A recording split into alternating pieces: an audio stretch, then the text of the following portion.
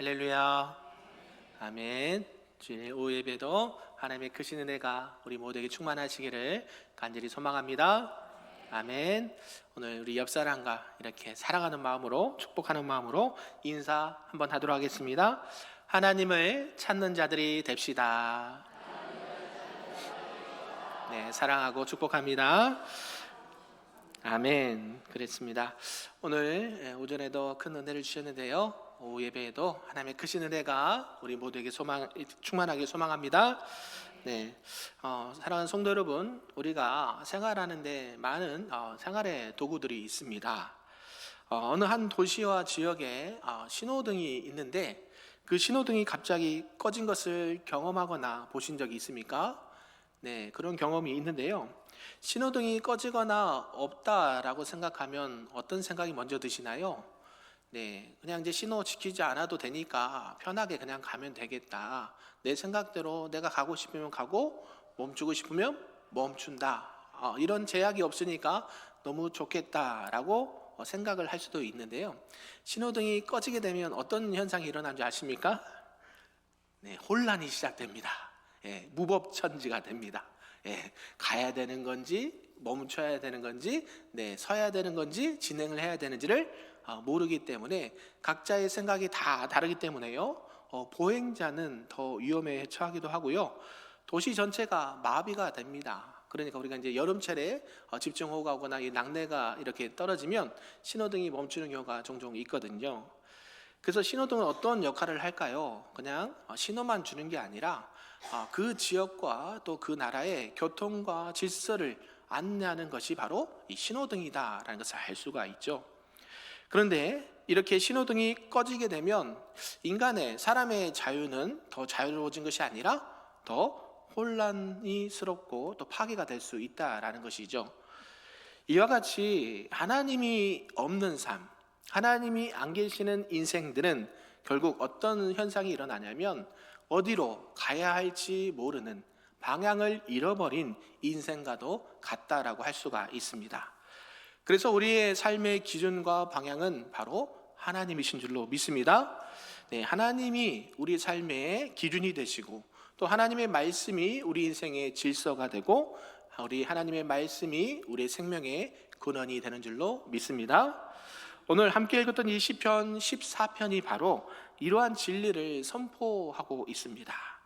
네, 다윗은 지금 어떻게 이 시를 보고 있느냐 봤더니요, 하나님을 떠난 세대, 하나님이 없어도 나는 좋다라는 생각을 가지고 살아가는 이 세대에 하나님을 찾는 자들이 있는가 질문을 하면서 묻고 있습니다. 그래서 이 시는 단순한 탄식이 아니라 하나님을 찾는 자에게 임하는 구원의 소망을 선포하는 말씀이다라는 것을 우리가 알 수 있죠. 당시에 이스라엘은 번영했습니다. 우리가 잘 알듯이 다윗이 이스라엘을 통일하고 많은 승리와 또 국가적으로나 또 경제적으로나 많은 부와 또 이런 승승장구를 했던 시대가 이 다윗이 있었던 시대였습니다. 그런데 내적으로 보면 어떨까요? 내적으로 보면 하나님과 더 가까워져야 되고 하나님의 말씀에 따라 질서대로 생활을 해야 되는데 그렇지 않은 모습들을 보게 된다라는 것이죠. 오늘날 어떻습니까? 살기 좋은 세상이 되었습니까? 네, 눈을 크게 뜨시고 기지개 한번 쭉 펴시고, 우리 다들 피곤하십니다. 제가 보입니다.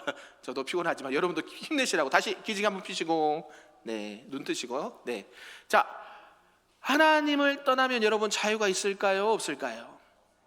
네, 없어요. 그래서 오늘 시인이 이 다윗이 얘기하는 겁니다. 삶은 더 풍요로워지고 윤택하게 되고 더 편해졌지만 하나님을 찾는 자들이 있는가 없는가? 네, 없다라는 것을 노래하고 있죠. 그래서 내적으로는 하나님을 떠난 삶이 어떤 삶인가라는 것을 말씀하고 있습니다. 당시 이스라엘은요, 우상 숭배가 팽배했고 이 도덕적이고 윤리적인 타락이 팽배해졌습니다. 그러니까 하나님의 말씀은 당연히 무시가 되고 하나님의 말씀은 외면되기 일쑤였습니다. 그래서 다윗은 이러한 현실을 바라보면서 하나님을 떠난 자들이 어리석다라고 고발하고 있는 것이죠. 그리고 하나님께서는 하늘에서 인생을 굽어보시면서 하나님을 찾는 자가 있는가 없다라고 살피신다라는 것이죠. 우리 하나님은 지금도 하나님을 찾는 자들을 찾고 계시는 줄로 믿습니다. 아멘. 오늘 이렇게 하나님을 찾는 자라는 제목으로 말씀을 좀 몇 가지로 보도록 하겠습니다. 그 첫 번째는 어리석은 자는 하나님을 부정하며 이 죄 가운데 살아간다라는 말씀인데요. 우리 1절에서 3절까지 말씀을 다시 한번 크게 읽어보겠습니다. 시작. 어리석은 자는 그의 마음에 이르기를 하나님이 없다 하는도다. 그들은 부패하고 그 행실이 가증하니 선을 행하는 자가 없도다. 여호와께서 하늘에서 인생을 굽어 살피사 지각이 있어 하나님을 찾는 자가 있는가 보려 하신즉 다 치우쳐 함께 더러운 자가 되고 선을 행하는 자가 없으니 하나도 없도다. 아멘. 지금 다윗이요 어리석은 자가라고 시작을 합니다. 그의 마음에 하나님이 없다라고 한 사람은 결국 어떤 사람이란 것을 노래하고 있습니까? 어리석다. 예, 그래서 여러분 세상에서 가장 어리석은 사람이 누군지 아시겠죠? 하나님이 없다라고 주장을 하는 분이에요. 우리 꽁 얘기 자주 하지 않습니까? 꽁이 어때요? 자기를 딱 가립니다. 그럼 꽁이 있어요, 없어요? 나는 안 보이거든요. 나는 숨었어요. 근데 꽁이 있어요, 없어요? 있어요. 똑같다는 얘기죠.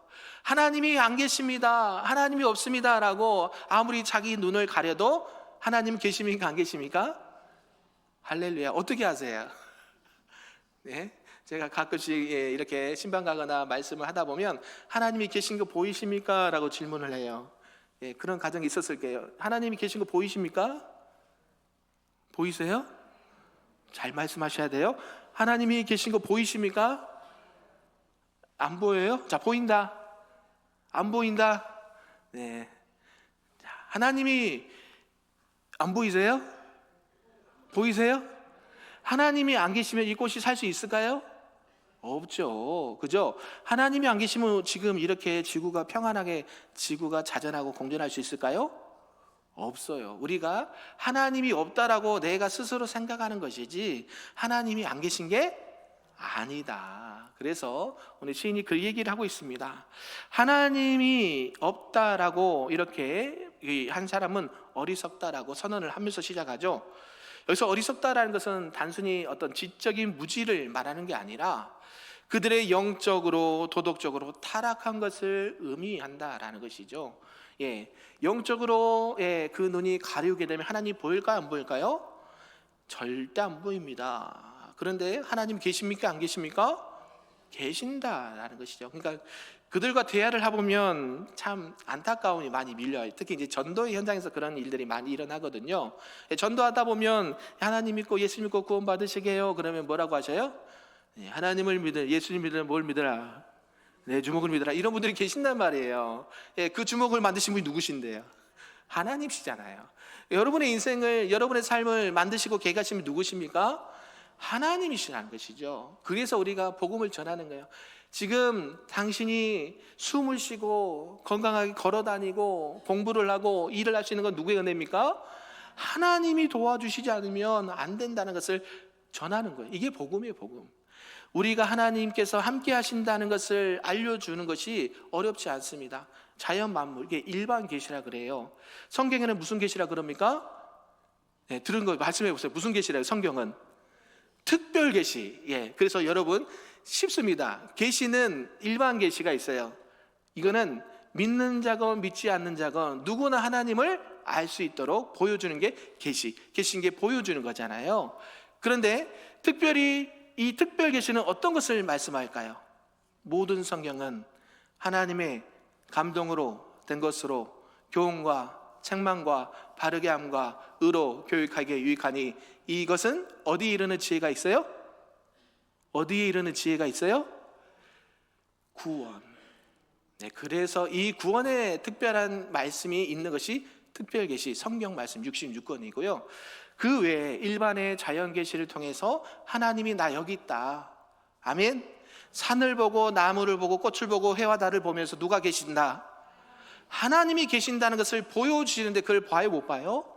못 본다는 것이죠. 영안이 가려졌기 때문에 그래요. 그래서 하나님을 부정하는 자는 결국 어떤 자냐? 삶의 기준을 잃어버려요. 자기의 욕망에 따라 살아가게 되고 선을 행할 능력조차 상실하면서 살아가는 사람이 된다는 것이죠. 그래서 하나님은 하늘에서 인생을 굽어보십니다. 하나님을 찾는 자가 있는가? 라고 봤더니요, 어때요? 그 결과가 어떻습니까? 매우 참담하다라는 것이, 참담하다. 다 치우쳐 함께 더럽게 되고 선을 행하는 자가 없는데 누구도 없다? 몇 명도 없다? 한 명도 없다. 이 세상이 그런 세상이라는 것이죠. 저와 여러분들은 하나님께서 인정하시고 칭찬하시는 하나님의 백성들이 다 되시기를 주님의 이름으로 축복합니다. 이 말씀은 인간의 전적 타락을 얘기합니다. 누가 얘기했을까요? 우리가 잘 알고 있는 우리 유재윤 집사님, 프랑스의 유명한 신학자가 있어요. 장갈병, 장갈병이 뭘 얘기했어요? 기독교 5대 교리를 얘기했어요. 거기에 인간의 완전 타락을 얘기해요. 전적인 타락. 지금 이 부분을 말씀하고 있는 거예요. 시인이 세상을 보고 봤더니 하나님을 찾는 자가 없고 의인도 하나도 없는데 뭐예요? 선을 행하는 자가 한 명도 없다. 하나님을 찾는 자는 하나도 없다라고 말씀하고 있습니다. 그래서 바울은 이 로마서 3장에서 이 구절을 인용하면서 말합니다. 모든 사람이 어디 아래 있다? 죄 아래 있다라고 말해요. 사랑하는 성도 여러분, 저와 여러분들이 죄 아래 있지 않고 하나님의 편에 있기를 소망합니다. 창세기 6장에 보면 이 노아가 나옵니다. 노아가요, 당대 누구라고 나옵니까? 소개합니까? 의인이다. 여러분, 노아가 당대의 의인이라고 말해요. 그래서 그는 특별하게 하나님의 은혜를 받습니다. 노아가 뭐 잘생겨서 또 돈이 많아서 뭐 키가 커서 그런 것이 없습니다. 성경에 보니까요, 노아는 의인이래요. 근데 의로워서 의인이 아니겠지요. 제가 여러 번 말씀드렸습니다. 의인이란 것은 왜 의인이라고 칭함을 받습니까? 누구를 믿음으로? 예수님을 나의 구주로. 이때는 노아가 하나님을 믿음으로 말미암아 의롭다 하는 칭송을 받았다는 것이죠. 다른 사람들은 하나님의 말씀을 듣지 않아요. 하나님을 믿지 않아요. 그런데 누구만이? 노아만이 하나님을 믿고 하나님의 말씀에 따라 순종하는 삶을 살았기 때문에 당대의 의인이다라고 말해요. 그래서 노아가 만든 게 뭡니까? 방주를 만들었죠. 그래서 노아가 방주를 만들 때 몇 년을 만들었습니까? 120년 동안. 어디에서요? 바닷가에서요? 산에서요? 산에서 큰 배를 만듭니다. 그 수많은 시간 동안 누구를 믿지 않으면 그거 할 수가 없습니까? 하나님의 말씀을 믿지 않으면 그건 도저히 할 수가 없습니다. 하나님께서 물로 세상을 심판하신대요. 믿으십니까? 여러분, 노아가 돼보세요. 여러분, 하나님께서 세상의 죄악이 간영함을 보고 물로 세상을 심판하실 것입니다. 믿으십니까? 그래서 여러분은 배를 만드셔야 돼요. 뭐를요? 방주를 만드셔야 되는데 배는 어디다 만들어야 돼요? 바닷가 근처에서 만들어야 되는데 어디다가? 여기서 가장 높은 산이 어디입니까? 전북에서 모악산? 네, 모악산 꼭대기에 여러분 배를 만드실 분 120년 동안, 평생 동안 없어요. 그래서 노아는 당대 의인이라는 칭호를 받나요? 하나님의 말씀이라면 무조건 믿는 거예요. 아멘. 하나님께서 말씀하셨으니까 당연히 하나님께서는 신실하시기 때문에 그 약속을 반드시 지키셔. 그러면서 노아는 모든 사람들은 당시에 죄악이 간영하고 하나님 보시기 한탄할 정도로 그런 상황이었지만 노아는 순종해서 믿음으로 그 배를 만듭니다. 오늘날은 어떻습니까? 오늘날의 노아는 누굽니까? 저와 여러분이 되시는 거예요. 믿으십니까? 계속 방주를 만들래요. 무슨 방주? 예수 그리스도 안에 들어오면 구원을 받는다? 못 받는다? 요거를 언제까지? 120년 12 완전수 주님 나라 갈 때까지 여러분이 늘 외쳐야 되는 거, 방주를 만들면서 늘 외쳐야 되는 거 뭐예요? 누구 안에 들어와야 구원을 받아요? 예수님께서 이 땅에 다시 오신다고 약속하셨습니까? 안 하셨습니까? 하셨죠. 심판이 재림 때 있습니까? 없습니까? 있지요. 그것을 여러분 믿으십니까? 아멘? 그래서 뭘 만들어야 돼요? 배 만들고 계신 분 안 만들잖아요. 여러분이, 그래서 우리가 전도 현장에서, 여러분 삶의 현장에서 계속 외쳐야 되는 게 방주 만드는 거예요. 방주 만드는 거. 그것을 믿느냐 물어보는 거예요. 하나님께서는 결국 어때요? 그들의 생각이, 모든 계획이 항상 악할 뿐임을 보시고 그들을 심판하시고 하나님께서 노아에게 은혜를 주셔서 구원의 방주를 허락해 주셨다는 것이죠. 사랑하는 성도 여러분, 우리는 정말 연약하고 부족해서 스스로 의롭다라고 착각하는 경우가 있습니다. 우리는 의로워서 옳은 것이 아니라 누구 때문에요?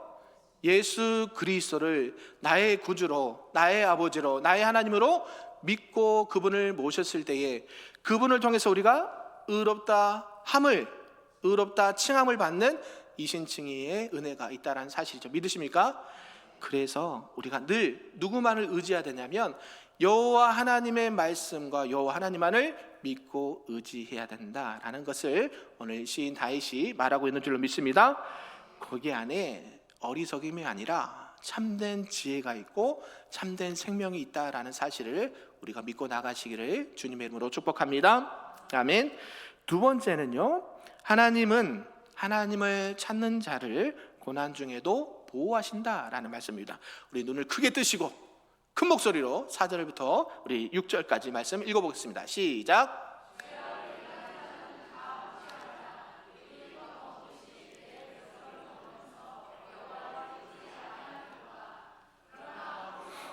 두려워하고 두려워하였으니 하나님이 의인의 세대에 계심이로다. 너희가 가난한 자의 계획을 부끄럽게 하나 오직 여호와는 그의 피난처가 되시도다. 아멘. 예, 이때 당시에 악인들은 하나님을 부르지 않습니다. 세상 사람들이 하나님 찾는 거 보셨습니까? 못 보죠. 네, 하나님의 백성을 떡 먹듯이 삼키는 폭력을 행사한다라는 것이죠. 그런데 나중에 결국에는 어떻게 됩니까? 그들이 두려움에 사로잡히게 된다라고 시인은 노래하고 있습니다. 왜냐하면 하나님께서 어디에 계신다라고 말씀하십니까? 의인의 세대에 함께하고 있다라고 말씀하시는 거예요. 결국 하나님은 이 의인을 외면하지 않으신다 하고 그들과 함께하고 있다라고 말씀해 주십니다. 악인은 이 가난한 자의 계획을 부끄럽게 하지만 하나님은 그 가난한 자의 뭐가 되신다? 피난처가 되신다라고 말해요. 하나님을 찾는 자는 세상에서 약하고 무시도 당할 수 있습니다. 그런데 우리 하나님은 그들의 요새가 되어주시고 방패가 되어주시고 그들의 피난처가 되어주신다라는 사실 믿으시길 바랍니다.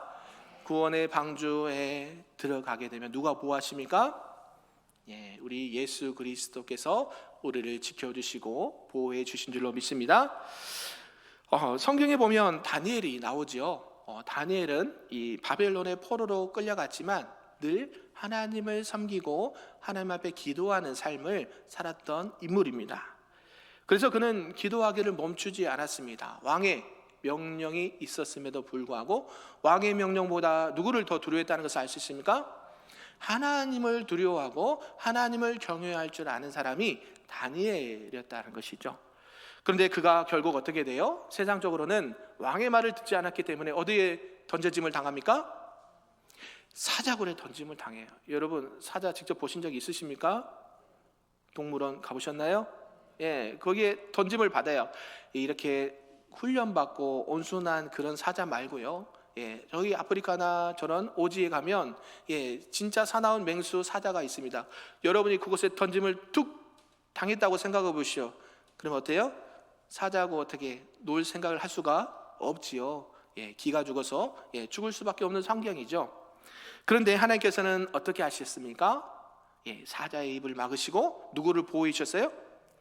다니엘을 지켜주시고 보호해 주셨다는.